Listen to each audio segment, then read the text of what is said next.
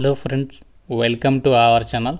10th class అర్హతతో postal శాఖలో BPM అలాగే ఏబీపీఎం ఉద్యోగాలకి సంబంధించి నోటిఫికేషన్ అయినటువంటి జీడీఎస్ నోటిఫికేషన్ గురించి రీసెంట్లీగా నాకు చాలామంది కామెంట్ సెక్షన్లో ఈ నోటిఫికేషన్ అనేది ఎప్పుడు రిలీజ్ అవుతుంది అని చెప్పేసి చాలామంది అయితే కామెంట్స్ అయితే చేయడం జరిగింది. సో ఆ యొక్క అప్డేట్ ఇవ్వడానికి ఈ యొక్క వీడియో అయితే చేస్తున్నాను. సో ఎవరైతే ఒక వీడియో చూస్తున్నారో మీకు 10th క్లాస్లో ఎన్ని మార్క్స్ వచ్చాయో డెఫినెట్గా అయితే కామెంట్ చేయండి. సో ప్రతి ఒక్కరు కూడా చూస్తున్న వాళ్ళు లైక్ చేసి కామెంట్ చేయండి. ఈ వీడియోలో మీకు postal GDS recruitment second notification అనేది ఎప్పుడు రిలీజ్ అవుతుంది, ఎన్ని వేకెన్సీస్ ఉంటాయి అండ్ అలాగే సెలక్షన్ ప్రాసెస్లో ఏమైనా మార్పులు చేయబోతున్నారా, అన్ని డీటెయిల్స్ని కూడా క్లియర్గా ఎక్స్ప్లెయిన్ చేస్తాను. సో కాబట్టి వీడియో చూసిన వాళ్ళందరూ కూడా లైక్ చేసి లాస్ట్ వరకు చూసే ప్రయత్నం చేయండి. ఛానల్ని ఫస్ట్ టైం చూస్తున్న వాళ్ళు ఇప్పుడే సబ్స్క్రైబ్ చేసుకొని బెల్ ఐకాన్ని క్లిక్ చేసి ఆల్ ప్రెస్ చేసి పెట్టుకోండి. వెళ్లే ముందు మీ సొంత జిల్లాలో మీ సొంత జిల్లాకి దగ్గరలో ఉన్నటువంటి ప్రభుత్వ రంగ బ్యాంకుల్లో క్లర్క్ ఉద్యోగాలకి అధికారికంగా నిన్న మనకి నోటిఫికేషన్ అనేది రిలీజ్ అయింది. ఈ యొక్క జాబ్ నోటిఫికేషన్ గురించి ఆల్రెడీ మన ఛానల్లో కంప్లీట్ డీటెయిల్స్తో వీడియో అయితే పెట్టాను. ఇంకా చూడని వారు ఇక్కడ మీకు పైన కార్డ్స్లో ఇస్తున్నాను లింక్. ఆ లింక్ పైన క్లిక్ చేసి ఒకసారి చెక్ చేయండి.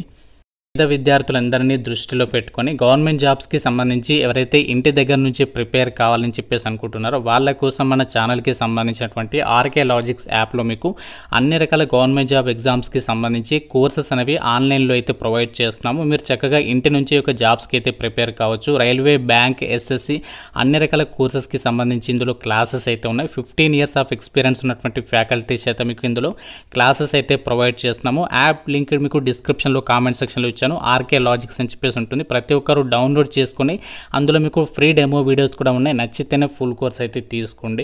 జీడీఎస్ రిక్రూట్మెంట్కి సంబంధించి అప్డేట్స్లోకి వెళ్ళినట్లయితే ఈ యొక్క పోస్టల్ డిపార్ట్మెంట్లో ఏదైతే మనకి జీడీఎస్ నోటిఫికేషన్ ద్వారా భర్తీ చేసేటువంటి బ్రాంచ్ పోస్ట్ మాస్టర్స్ అలాగే అసిస్టెంట్ బ్రాంచ్ పోస్ట్ మాస్టర్స్ అలాగే డాక్ సేవక్ పోస్టులకి సంబంధించి మనకి ఎవ్రీ ఇయర్ కూడా 2 నోటిఫికేషన్స్ అనేవి రిలీజ్ చేస్తారు. ఫస్ట్ నోటిఫికేషన్ మనకి జనవరి లేదా ఫిబ్రవరి మంత్లో, మనకి సెకండ్ నోటిఫికేషన్ ఏమో జూలై మంత్లో అయితే రిలీజ్ చేస్తారు. ఈ యొక్క ఆనవాయితీ వచ్చేసి మనకి దాదాపుగా 4 years నుంచి అయితే కంటిన్యూ అవుతూనే ఉంది. కాకపోతే ఈసారి ఇంకా మనకి జూలై మంత్ అనేది కంప్లీట్ అవుతున్నా కూడా నోటిఫికేషన్ అనేది రిలీజ్ అయితే కాలేదు. సో దీనికి సంబంధించి ఎందుకు డిలే అయింది అండ్ ఈసారి మనకి ఎన్ని వేకెన్సీస్ని రిక్రూట్మెంట్ చేసే అవకాశం ఉంది, దీనికి సంబంధించి ఎలిజిబిలిటీ ఏంటి అన్నీ కూడా ఇక్కడ మీకు క్లియర్గా అయితే చెప్తాను. సో ఇండియన్ పోస్టల్ డిపార్ట్మెంట్లో ఈ యొక్క రిలీజ్ చేసేటువంటి జీడీఎస్ ఉద్యోగాలకి సంబంధించి అప్లై చేసుకోవడానికి మీకు ఉండాల్సినటువంటి మినిమం క్వాలిఫికేషన్ వచ్చేసి జస్ట్ మీరు 10th క్లాస్ అనేది పాస్ అయితే సరిపోతుంది. మీరు ఈ యొక్క నోటిఫికేషన్కి అప్లికేషన్ అనేది పెట్టేసుకోవచ్చు అనమాట. ఎటువంటి ఎక్స్పీరియన్స్ అనేది ఏమీ అవసరం లేదు. హయ్యర్ క్వాలిఫికేషన్స్ ఉన్నా కూడా ఎలిజిబుల్ అనమాట. ఏజ్ లిమిట్ వచ్చేసి మీకు మినిమం 18 years అయితే ఉండాలి. సో మ్యాక్సిమం 40 years వరకు కూడా అప్లై చేసుకోవడానికి ఛాన్స్ ఉంటుంది. అంతేకాకుండా గవర్నమెంట్ ఆఫ్ ఇండియా రూల్స్ ప్రకారం మీకు ఏజ్ రిలాక్సేషన్స్ కూడా క్యాస్ట్ వరకు కూడా ప్రొవైడ్ చేయడం అయితే జరుగుతుంది. అలాగే మీకు కంప్యూటర్ నాలెడ్జ్ ఉంటే సరిపోతుంది. కంప్యూటర్ సర్టిఫికేట్ లేకున్నా ప్రాబ్లం అయితే లేదు. అండ్ అలాగే ఈ యొక్క జాబ్స్కి సంబంధించి ఏదైతే జీడీఎస్ రిక్రూట్మెంట్ ద్వారా భర్తీ చేసేటువంటి బీపీఎం అలాగే ఏబీపీఎం డాక్ సేవక్ పోస్ట్కి సెలెక్ట్ అయితే పే స్కేల్ ఎంత ఉంటుంది, యాక్చువల్గా మన హ్యాండ్కి వచ్చే సాలరీ ఎంత ఉంటుంది అంటే బీపీఎం పోస్టులకైతే బేసిక్ పే టీఆర్సీఏ అంటే time related continuity allowances slab ప్రకారం 12,000 నుంచి స్టార్ట్ అవుతుంది. 12,000 నుంచి 14,000 మధ్యలో బేసిక్ పే ఉంటుంది. సో దీంతో పాటు మనకి సెంట్రల్ గవర్నమెంట్కి సంబంధించి డిఏ ఉంటుంది కదా, సో అది దాదాపుగా వచ్చేసి 6,000 వరకు. అంటే దాదాపుగా ఈ బీపీఎం పోస్టులకి సెలెక్ట్ అయితే 18 నుంచి 19,000 వరకు సాలరీ అనేది పొందొచ్చు అనమాట. ప్రజెంట్ లేటెస్ట్ పే స్కేల్ ప్రకారం చెప్తున్నాను. ఏబీపీఎం డాక్ సేవక్ పోస్టులకు వచ్చేసేమో దాదాపుగా 16,000 నుంచి 17,000 మధ్యలో అయితే ఉంటుంది. ఇది యాక్చువల్ సాలరీ. ఇదేమో మనకి పే స్కేల్ లాగా మనకి గవర్నమెంట్ నోటిఫికేషన్స్ మీరు చూస్తూ ఉంటారు కదా పే స్కేల్ అలా అనమాట. సో దీంతో పాటు ఇంకా మనకి అలవెన్సెస్ కూడా రావడం అయితే జరుగుతుంది. అయితే ఒక జీడీఎస్ ఉద్యోగాలకి సంబంధించి మనకి సెలక్షన్ ప్రాసెస్ మీకు అందరికీ తెలిసిందే.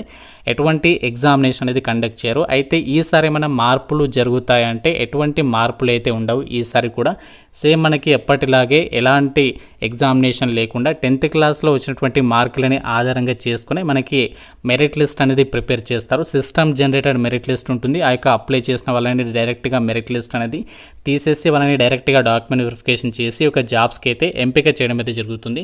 అండ్ ఇక్కడ రీసెంట్లీగా చాలామంది ఈ జీడీఎస్ ఉద్యోగాలకి సంబంధించి సెలెక్ట్ అయిన వాళ్ళకి మనకి త్వరలో 8th పే కమిషన్ అనేది రాబోతుంది కదా. 8th పే కమిషన్ అనేది ఈ యొక్క జీడీఎస్ ఎంప్లాయీస్కి వర్తిస్తుందా లేదా అని చెప్పేసి అడుగుతున్నారు.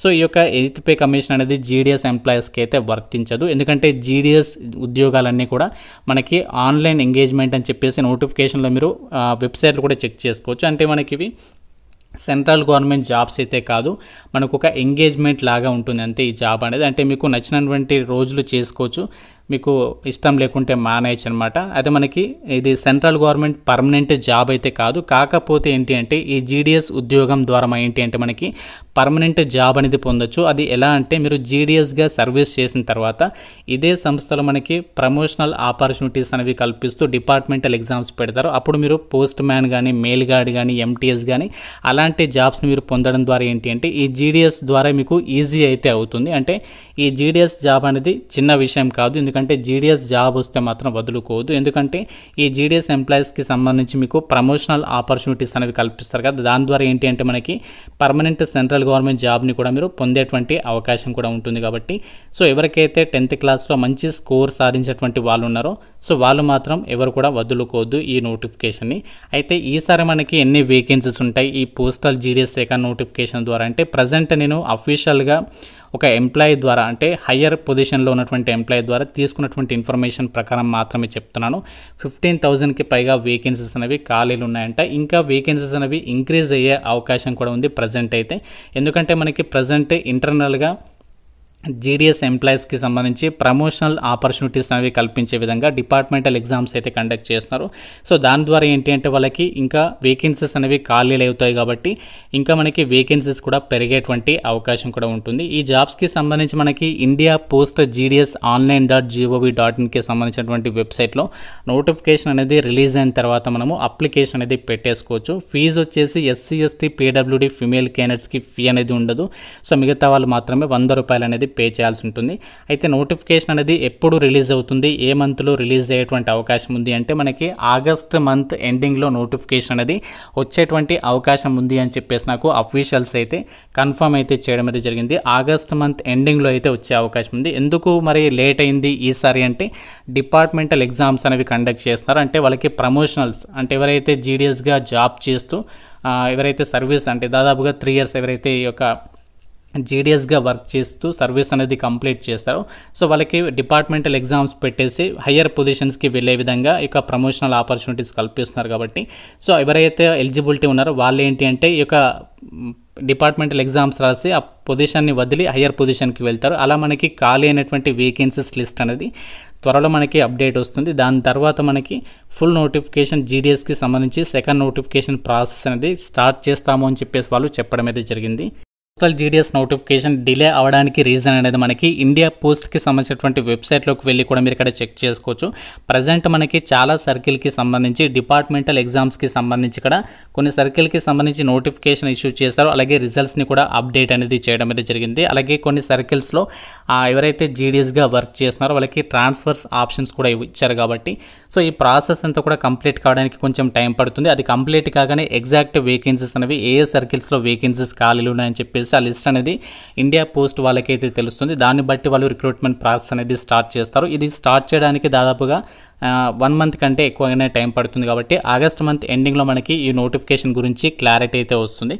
సో ఇది మనకి ఈ యొక్క పోస్టల్ జీడిఎస్ సెకండ్ నోటిఫికేషన్ గురించి అప్డేట్. ఇంకా మీకు దీని గురించి ఏదైనా డౌట్ ఉంటే నాకు కామెంట్ రూపంలో అయితే అడగండి. ప్రతి ఒక్కరు కూడా లైక్ చేసి ఒక వీడియోని మీ ఫ్రెండ్స్తో అయితే షేర్ చేయండి. ఛానల్ని సబ్స్క్రైబ్ చేసుకోండి. Thank you so much guys.